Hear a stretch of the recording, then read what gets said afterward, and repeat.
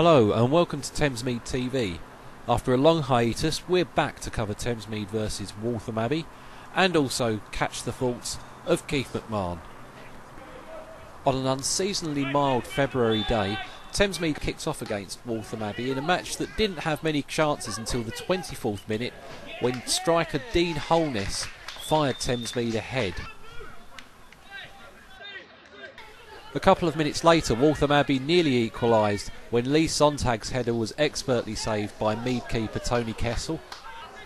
However, David Ayres provided Abbey with the equaliser on the stroke of half-time, with his speculative shot being fumbled by Kessel. Thamesmead came out for the second half fired up, and it only took them 5 minutes to regain the lead when Dean Holness pounced after a header struck the underside of the crossbar. Time to get your sunglasses out again, this time for a disallowed goal by Lee Dawson. Referee Atkins deeming him offside even though he did seem behind the defence when the ball was played to him. The referee was at the centre of attention just a couple of minutes later, awarding a corner to Waltham Abbey after it looked as if the Abbey player had actually kicked it into touch. The resulting corner was pounced upon by David Ayres to get his and Abbey's second goal of the game, much to the disappointment of the Thamesmead players and home fans. On 80 minutes, Thamesmead were awarded a penalty after a handball in the Abbey area. However, Ricky Cable stepped up and his tame shot was saved by Richard Hayward in the Abbey goal. So at full time, Thamesmead could once again feel frustrated, and they and both sets of supporters would leave Bayliss Avenue with a point each. We now catch up with Thamesmead manager Keith McMahon for his thoughts. Keith, 2-2 today. Do you count ourselves unlucky once again? Yeah, huge unlucky today. To be fair, before the game, I think if people had said to me you can have a point against Waltham Abbey where they are in the league, I'd have put your hands off, but it feels like a defeat. You know, no disrespect, we're the better side. We didn't play particularly well first half, but second half I thought there was only one side in it, and again a couple of a missed penalty and a couple of decisions that have gone against us for both their goals again. And we were here at 2-2, so yeah, very, very disappointed. Well, let's talk about that incident with the disallowed goal when we were 2-1 up. Lee Dawson headed home, and to many it looked like a legitimate goal. What was your view of it? Yeah, the same again. You know, it's exactly the same as Tuesday night when Lee scored against Ramsgate. You know, he's great in the air. The ball's coming from the right-hand side, and the goalkeeper's come out to punch it, and he's running out. And as anyone that knows football, you know, their goalkeeper's 6'3", Lee Dawson's 5'9", even though he's great in the air. And if someone's in an offside position, there's no way an on-rushing goalkeeper is going to be out jumping and mid the ball in. I'm not saying I think maybe Dean Holness up front could have been, but he was nowhere near the ball. And Lee's ran from the edge of just outside the edge of the box, and he's got above the goalkeeper and he's headed it in, and there was nothing whatsoever from where I'm standing that he was offside, and it was so frustrating. But you know, 3-1, as much as the penalty miss as well could have been 3-1. There's 2-2 we've missed now. The game's finished, and then like I said, the first goal, a decision against us which I thought was harsh, and then their equaliser was again exactly never ever a corner. He's the only person in the ground, the referee, that gave a corner. Not even their players appealed for it. And we've been undone, we switched off, so we got ourselves to blame for switching off. But people keep telling me when we're down the bottom, our lap's got to change, and it doesn't feel like it, and it feels like someone's run up behind me and kicked me right in the nuts at the moment. So I'm a bit down, but never mind.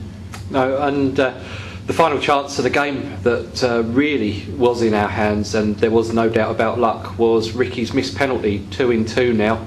Would you be looking at changing the penalty taker? I will stick by Ricky all day long.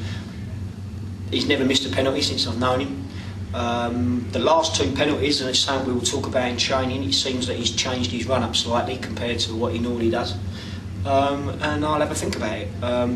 To be fair, Ricky said he wanted penalties before the game, and I didn't have a problem with that. Like I said, he scored every single penalty. And there's times last year where it was 0-0 and we needed a goal, he was very calm and he scored.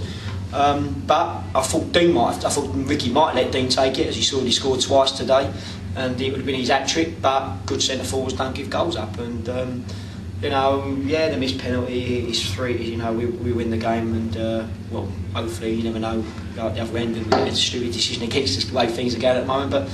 But yeah, if we score, if we'd have gone 3-1 up, the game's over. It could have been 4 because, you know, it's no disrespect to Waltham Abbey, but they didn't perform today, and we, well, if we did that, I'd say that's the worst performance we put in our last 6 games, especially the first half. Second half, we've rolled our sleeves up, but you know, there's some pluses. You know, young Dean Olney's played his 3rd game for us and 2 great finishes.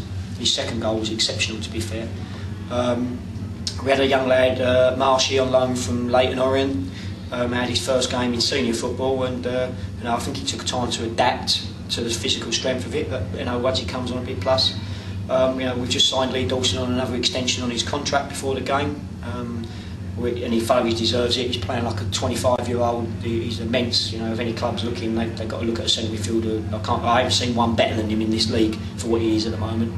And obviously, Chris Petrescu is going to be with us full time now. So we've got some good options. And you know, we played against one of the league favourites, and I know they had 2 players come off injured, but Steve Kent, centre midfield, failed fitness test before the game. David Hall, right backs, failed fitness test before the game.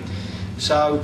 And the lads are coming and done okay, but you're just frustrated when you've got a win in there, and like I said to Steve, the game's there, we can win this. I said to the lads at half time, I was fuming, we conceded right before half time, but they were there for the taking, and we're coming at 1-0, and I could have thought we won the game 2 or 3, like they did there, and comfortably so, and I don't think they could have had too many arguments. But sides at the top always seem to scrape results out, and you've got to give them credit for that. They don't play particularly any football. They smash it in behind you. They play to their strengths, and that's how it's done. It's not the way I like to play football, but that's the way they do things. So there we go.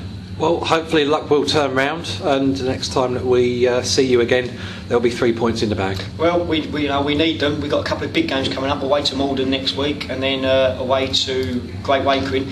2 big games, 2 sides around us, you know, and there's no reason why we can't finish just above halfway in the top half if we put a few runs. And teams that have played us recently will tell you that we've done well. And we're a little bit more stronger in depth. Like I said, Peter Smith's coming back fully fit now, and we're getting a few players that are going to give me some selection problems. But I'm still looking to improve the side as well. So yeah, 3 points. We need that elusive 3 points. I still think we're maybe 7 points clear of 100% being safe. I set myself a target of 35 points a while back.